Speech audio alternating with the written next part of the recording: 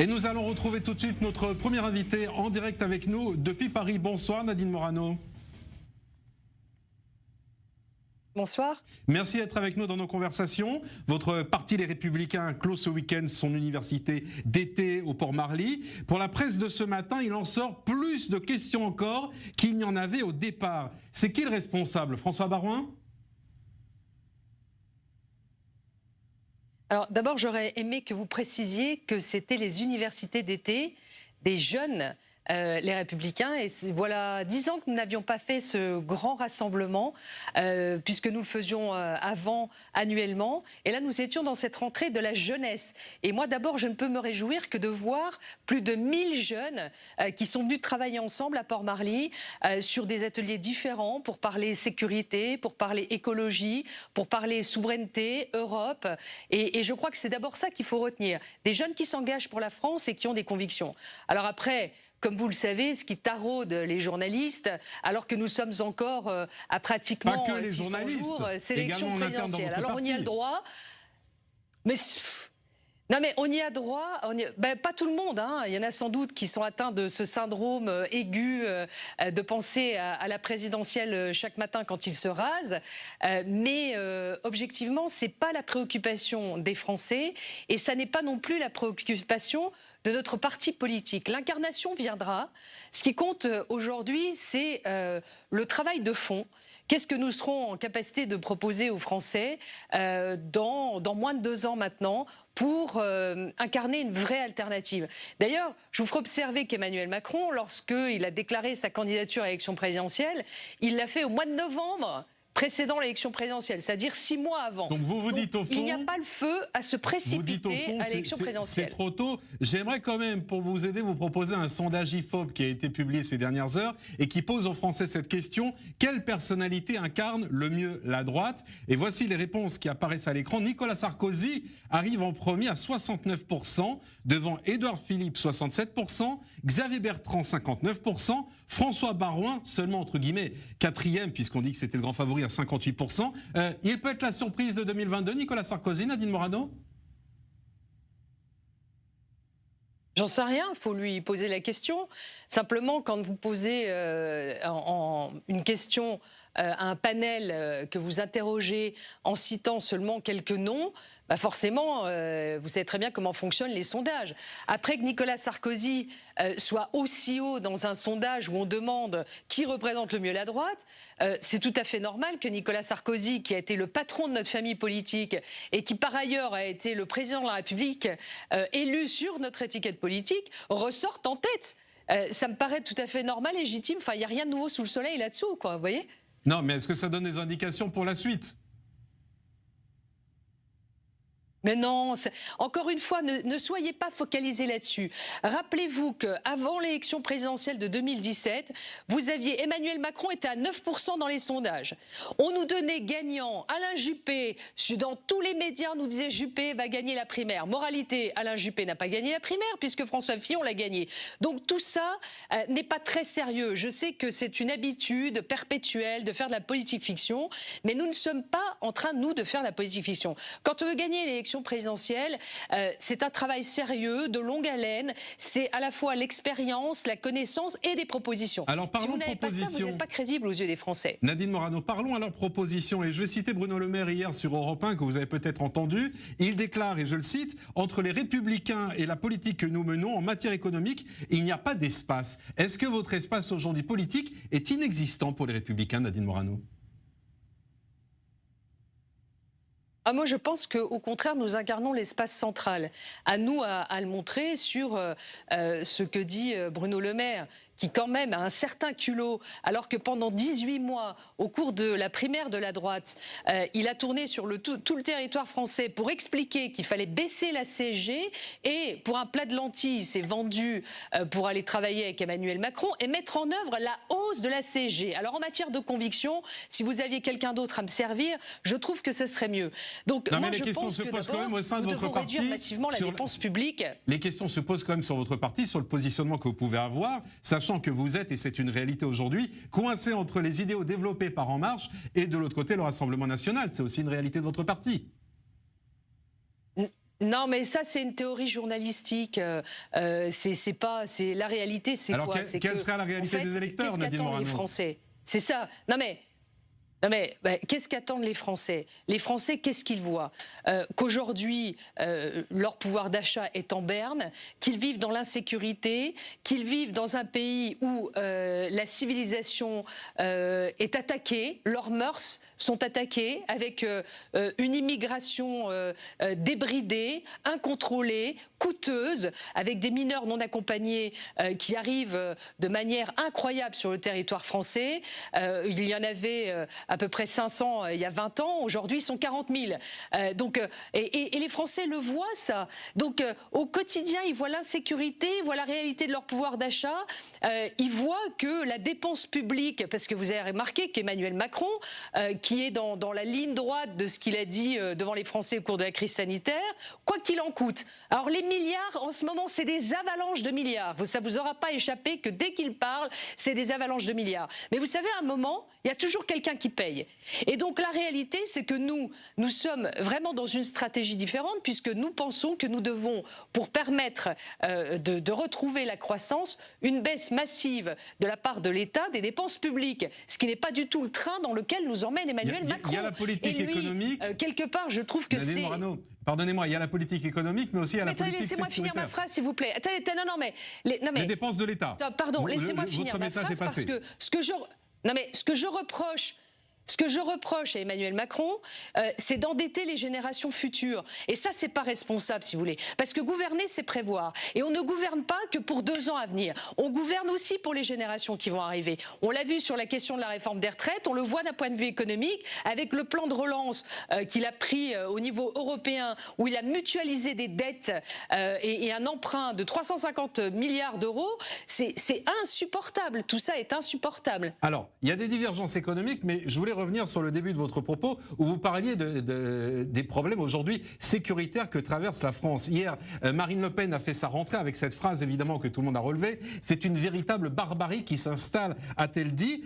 Nadine Morano, entre Marine Le Pen et vous aujourd'hui, c'est le même langage sur ces questions-là. Bon, moi, j'aime pas trop qu'on me compare à Marine Le Pen. Dès qu'il y a un événement, on dit « Ah bah Marine Le Pen, non ». Dimanche, au moment où elle a prononcé son discours et au moment où certains expriment des éléments politiques, il y a une personne qui a été égorgée à la gare du Nord. Bon, combien d'actes barbares, de casse, de destruction vivons-nous dans notre pays aujourd'hui? Vous savez que nous sommes passés à un taux d'homicide de près de 1000 homicides par an. La délinquance augmente de manière exponentielle sur notre territoire. C'est une réalité, c'est les chiffres. À tel point que Gérald Darmanin a annoncé ce matin qu'il allait rendre mensuellement la réalité des chiffres sur la délinquance. Enfin, nous jour du Sarkozy, puisque nous le faisions quand Nicolas Sarkozy était au pouvoir, mais à cette époque-là, l'insécurité avait reculé de près de 17%. Donc on n'a rien à voir avec ça, mais quand Marine Le Pen fait un constat, elle a le droit de le faire. Et je l'empêche pas de faire ce constat. Elle a raison. Moi, je fais le même par ailleurs. Sur les mots utilisés, Nadine Morano, par exemple, quand vous dites aux musulmans, s'ils considèrent que les lois de la République sont inférieures à leur religion, ils peuvent partir. C'est du Le Pen, c'est pas du les Républicains.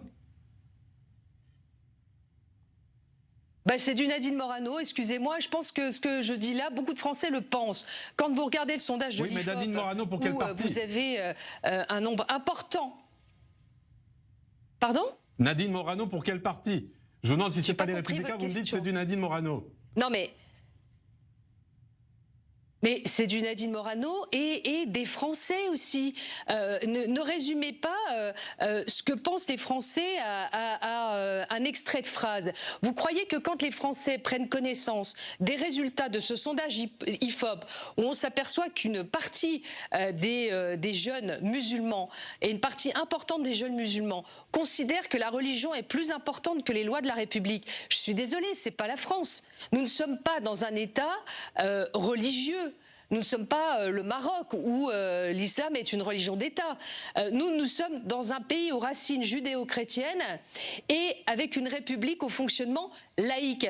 Donc à partir de ce moment-là, il faut respecter les lois de la République qui sont supérieures à toutes les religions et qui s'imposent à toutes les religions. Ceux qui ne veulent pas vivre dans un pays et respecter son fonctionnement, mais pourquoi supportent-ils de venir vivre en France?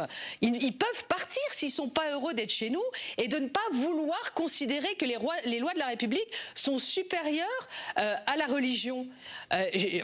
Vous comprenez ce que je veux dire? C'est quand même pas possible. Alors, s'il y a juste une partie du fonctionnement de l'État français qui les intéresse, à savoir le fonctionnement de notre école gratuite, l'université accessible, notre sécurité sociale, nos aides sociales aussi, c'est ça qui les intéresse, mais le reste, ça les intéresse pas. Quand on vit en France et quand on aime la France, on la prend dans sa globalité. On ne prend pas une partie de la France. La France, elle a un fonctionnement, elle a un mode de fonctionnement et ça se respecte. Alors moi, évidemment, tous ceux qui sont de confession musulmane et qui sont parfaitement intégrés dans notre République et dans notre pays comprennent parfaitement aussi ce que je veux dire.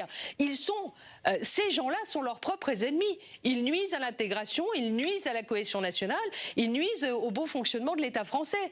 Et donc, à un moment, moi, je leur dis, si vous n'êtes pas heureux de vivre en France avec le fonctionnement de ce qu'est la France, vous pouvez aller vivre ailleurs. Mais encore une fois, ma question, c'était pas sur le fond, mais c'était est-ce que ce genre de discours est aussi celui qu'on entend dans les autres membres et autres représentants et peut-être candidats des Républicains? C'était ça ma question. Nadine Morano, parce qu'il nous reste peu de temps, je voudrais maintenant interroger la députée européenne et vous poser quelques questions de politique étrangère, à commencer par les relations entre la France et le Liban. D'abord, écoutons ensemble, si vous voulez bien, Jean-Yves Le Drian qui en parle. C'était hier chez nos confrères de Radio France. Est-ce que vous allez discuter avec le Hezbollah? Mais le Hezbollah, il faut bien distinguer deux choses. Il y a le Hezbollah militaire, que nous condamnons, que l'Union européenne considère être une organisation terroriste, et puis vous avez le Hezbollah politique, que les Libanais ont élu. Et donc, dans la conversation, il y a les acteurs avec leurs différentes histoires, confessions, origines, et il y y a aussi le Hezbollah politique, puisqu'il a été élu. On parle avec les gens qui sont élus. Ça veut dire le parti de Dieu, Hezbollah. Oui. Donc c'est un parti politique en l'occurrence. C'est un parti politique comme il y a d'autres partis politiques. Nadine Morano, vous êtes en direct avec nous depuis Paris. La France a-t-elle raison de continuer à prendre le Hezbollah pour un partenaire à qui on peut serrer la main? Moi, je trouve qu'il y a une forme d'hypocrisie incroyable s'agissant du Hezbollah, parce qu'on coupe en deux le Hezbollah. Vous avez entendu Jean-Yves Le Drian, il y a le Hezbollah politique et la branche armée du Hezbollah, cette branche armée, a été classée parmi les organisations terroristes par l'Union européenne. Moi, je considère que c'est compliqué, tout simplement parce que le Hezbollah, c'est vrai, a des élus à l'Assemblée nationale du Liban, c'est vrai, donc ils sont représentés d'une manière démocratique, mais tout le monde sait très bien que il y a de la part du Hezbollah une volonté un peu d'un État faible au Liban. On connaît tous ces incointances pro-iraniennes, et donc je crois qu'il faut être extrêmement prudent dès lors qu'on discute prudent, ça veut dire quoi? avec les membres du Hezbollah. Encore une fois, la situation, c'est un peu facile de dire on arrête de leur serrer la main dès lors qu'ils ont des élus à l'Assemblée nationale, vous voyez. Donc la réalité, c'est aujourd'hui comment est-ce qu'on fait pour permettre au Liban de se relever de cette explosion dramatique du 4 août qui a été tellement destructeur à Beyrouth et de sa situation économique. Mais on en connaît aussi la responsabilité du Hezbollah dans cette situation libanaise. Pour l'instant, il y aura une enquête internationale, je l'espère. Emmanuel Macron a demandé à ce qu'il y ait cette enquête internationale et a conditionné les aides de la France à cette enquête internationale. Encore une fois, moi, en ce qui concerne le Hezbollah, je trouve Je trouve qu'il y a une telle forme d'hypocrisie qu'il faut aussi les mettre devant leurs responsabilités. Vous savez, quand on voit que le portrait d'Hassan Nasrallah a été dans les rues de Beyrouth, vilipendé, montré avec une corde au cou, on voit bien que les Libanais le rendent responsable de ce qui s'est passé au Liban, de l'affaiblissement du Liban. Et je crois aussi qu'un État souverain doit évidemment prendre ses responsabilités et s'occuper de son destin. Emmanuel Macron a décidé de parler à tout le monde en responsabilité, c'est son choix. Je crois qu'il ne faut pas être naïf vis-à-vis du Hezbollah et le laisser au regard de ce qu'il est réellement. C'est-à-dire une organisation qui joue un rôle ambigu et qui joue à la fois sur la diplomatie d'un côté, l'élection démocratique de l'autre et cette partie considérée comme terroriste qu'on ne peut pas accepter. Moi, je dis que si le Hezbollah veut être crédible, il doit parler d'une seule voix, c'est-à-dire d'une voix démocratique et changer un petit, tourner la page de ce qui a été le Hezbollah. Sinon, ça n'a pas de crédibilité. Merci beaucoup Nadine Morano d'avoir été avec nous en direct ce soir depuis Paris dans nos conversations.